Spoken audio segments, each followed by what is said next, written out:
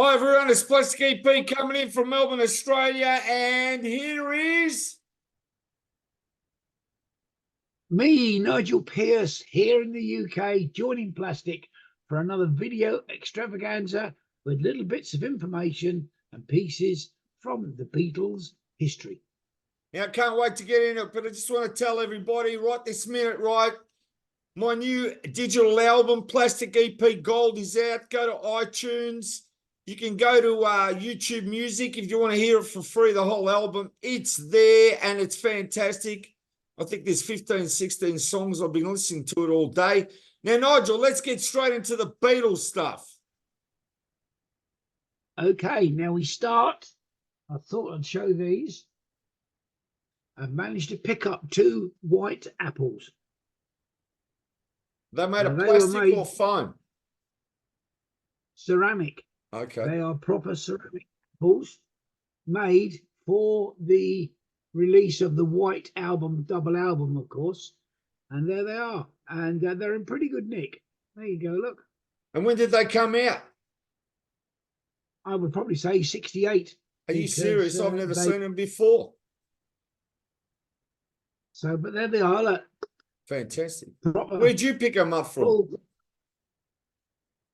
Somebody gave them to me. You know what I'm suggesting? You drill a hole at the top and a couple at the bottom. You can use it as a salt and pepper shaker. And then you move on to Sergeant Pepper. Oh, very clever, very clever. Now, just a little bit that is slightly Beatle related. You remember a couple of months ago that you and I interviewed Chad Jeremy. That's it. Jeremy Clyde, sorry, I do apologise. Oh, that's right. And we were talking because they're a great duo and they did several versions of Beatles songs. That I managed to pick up the CD of perhaps their best album after their hits stopped, called Of Cabbages and Kings. Now, I think that is fabulous. Look at the packaging. It's absolutely superb. Lyric sheet, the whole lot in there. There's the back. And obviously taken from Alice in Wonderland. And just to let you know out there, I should be doing another interview with Jeremy in the not too distant future about Of Cabbages and Kings and his other stuff that he produced. So that is a real find. I'm very, very pleased to have got that. Give him more regards because he's a great friend of the show. Yes, I will do so. Now, first of all, a little box. There it is.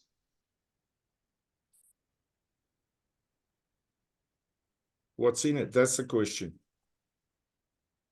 You're about to find out, Plastic. Is it a pin? An apple necklace. Okay, it's a pendant. When did that come out? I have no idea, but look at that's the original apple box, all black. Look at that. Fantastic. It's amazing the merchandise that's come out. And the detail is absolutely wonderful. And it's a green apple on a light green background in the middle of the pendant. Is there anything on the back of the pendant? Any engraving or anything? There you go. Hold it. No, hold on. Look. I'll get it out for you. Okay. There you go. You can put that around your neck for the show. No, it's. I'm afraid it was made for a time when I wasn't so big and thick around the neck. So unfortunately, it doesn't fit me. If I put it on now, you probably find me hanging from the nearest tree. Okay, but, that's fine, Nigel. I think that's so unusual. That is so unusual. I've never seen it. It's got a little bit of tainting on the back, so it's not. You know, it's a good 30 or 40 years old. So I thought you'd like to see that. I've never seen it. And how about that then? What's that? A pencil box? No, it's a 1,000-piece promotional jigsaw. Oh, that's beautiful. You can spend all night putting that together tonight. Now look. And There it is, still in its box. Okay. Open that up tonight and just lose a few pieces and you'll have a real collector's item. It's a collector's item anyway, so then what's the point of losing a few pieces? Because then I wouldn't be able to do the jigsaw, would I? No, not really. So how about that one then? Abbey Road, the raw cut look. Say again what it is slowly. It's the Abbey Road Raw Master before George Martin started to arrange it, put the bass on and produce it. And what album is it? Abbey Road. Oh, okay. And what? It came out like that? It's not. It's a promotional. Look, there you go. Look. Okay. There's the back. All nicely sealed. Fantastic. The gems are coming out. Yeah, put on the album with a butcher cover, is it? Yep. Just aim it down a bit on an angle so there's no glare, or aim it, yeah, that's it, like that. There's no glare. That's fantastic. So what? Is that an original butcher's cover? It's a promotional one. Okay. And the reason I'll tell you is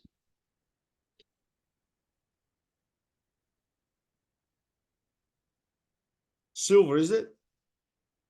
Yep. Do you know I had Saturday Night Fever on a double album that was silver like that, and I sold it. I've never seen another one of it. that is no, you're very unlucky then, but that is mottled silver and grey. Yeah, that's great. And there's the other side. Beautiful. So that's quite a rare. I think so. When did this promotion come out? I think it's been out about 10 or 15 years, and somebody had a copy and they said that would I like to buy it, and I said, well, if we can agree a price, of which we didn't take too long, and so I bought it, and I think it was a good investment. That's very good, Nigel. So, you must have an open bank account with everything you're buying lately, because I don't know if you can keep up with the collectibles. This was bought a few years ago. Okay, that's all right then. That's this when is most something people that had money to spend on the Beatles. Now it's getting a bit tighter. They can choose between Beatles stuff or food. And there's how much I paid for it. Oh, that's all right. £20 is all right. It's like $40. That was a bargain. Of course, yes, I understand that you went metric a long time ago down there. I know, yes. So that's pounds. Don't worry. Go. We went decimal currency in 1966. Yes, you did a long time ago, long before we did actually. Now there is a photograph of some of the tickets that was on Brian Epstein's desk when they went to the first visit to America. Yeah, that's great. Now that's a commemorative postcard that was sent to me from a friend in America, part of the Beatles Association groups in America. So there is a copy of the flight tickets and memos. Exactly. I think that was rather. I thought that when you think about it, was rather good. So now, don't forget, like you, got to plug the book, plastic. Yeah, you just put it down on an angle. Inside number 3, that's it. I see it. There's softbound copy. There's a hardbound copy. How many copies are they? Go through what they can purchase and what the website is. Well, this is the standard softback. Yeah, go on. Hang on a minute. Someone's trying to ring me. Could be Paul McCartney. Just hang on. Get on the mobile. It's all right. We gotta refer to mobile in another room. Okay, go on, continue. We'll have to leave him hanging on the telephone. But there is the book, and that is the standard softback. And as you and I have discussed before, it's a little bit different. There's the Badfinger album I've got. That's great. And there is Magic Christian. Fantastic. And the packing case came in. And the book has gone very well. There's some other pages with letters and bits and pieces on it. So, and there's a hardback edition, and there is a boxed edition and a special edition. So they're all together, and you can buy whichever one you like. And there's some more of the Badfinger output. That's great. Give us the website. www.insideandoutside3.com. Now, you got another book coming out, which we're going to tell everybody about now, Rollermania. Tell them when that's due to come out, and just tell us a little bit about it. The book Rollermania, is about to come out later this year. It is another expose on the Bay City Rollers memorabilia. It's not a kiss and tell story. It does for the Bay City Rollers what we're doing for Apple and the Beatles, etc. It's just a showcase of the memorabilia that my wife purchased, obtained, traded, and accumulated over the years of the Bay City Rollers, because she's a great fan of theirs. She's got all their albums, all their singles, a copy of all their CDs, including the limit release of Breakout 85, of which there was only 500 copies made. She's got one of those. And I think she's got 38 albums and 43 singles. So we're going to be showing all those, plus photographs, posters. She's even got a Bay City Roller dress, the tartan trousers and the top. So we're going to be showing all that into the book Rollermania. And because, as you know, Plastic, it's 50 years since they hit the headlines. So I thought, and so did the publisher, that should be commemorated with a book that extols what was issued in the way of commercialization. And that's right. And you did one of the last interviews with Les McEwen, which I was lucky enough to edit it for the book, and I'll be getting that too. But I also want to say this. I've been on YouTube and studied the Bay City Rollers, right? And I'm telling you, after Beatlemania, let's say 64, no other band has come closer than Beatlemania as Rollermania that I've seen. You see the girls in the streets like hysteria like the Beatles. And I don't think there's any other band that's come close to that. I think they did have more than just a shade of Beatlemania. Yes, it lasted for about 2 years. And obviously with the management problems that the band had, it didn't do them any favours. And I think the legacy suffered accordingly. However, because fans being what they are, they have an enormous amount of power because of their dedication. And the fans want, if there's enough of them, to have studio clippings. They want the bits and pieces that were never issued. They like old photographs that have never been seen. And the Bay City Rollers come very high in that list. I mean, you've got the top, the Beatles, Bob Dylan, the Rolling Stones, David Bowie, Queen. I understand all that. Beach Boys, the Eagles. They're the real collectors.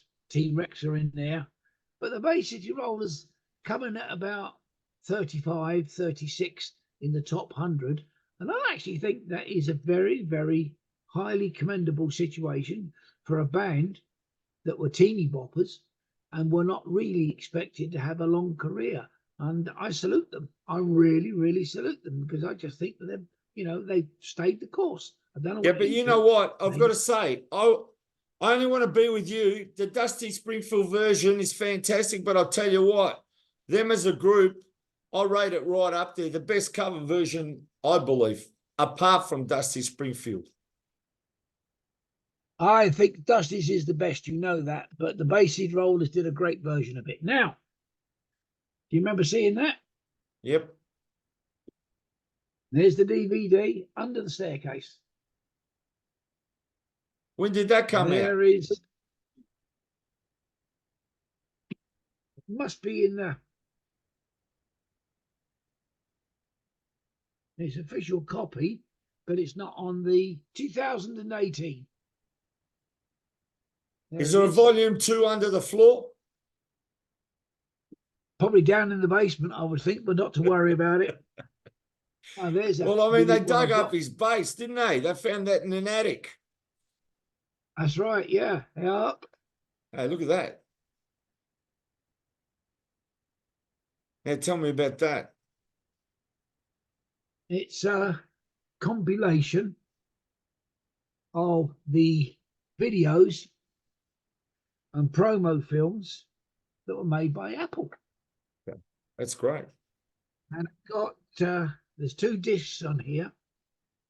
Mary Hopkins, Badfinger.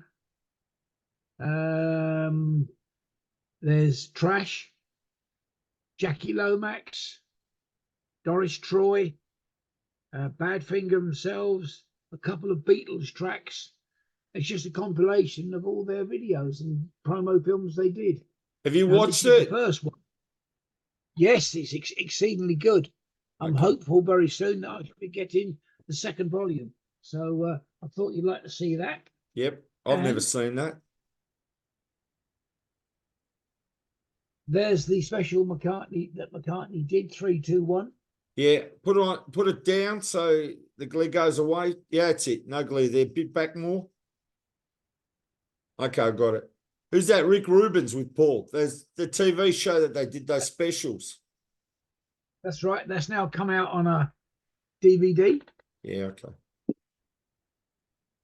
And of course, there is the recently released concert.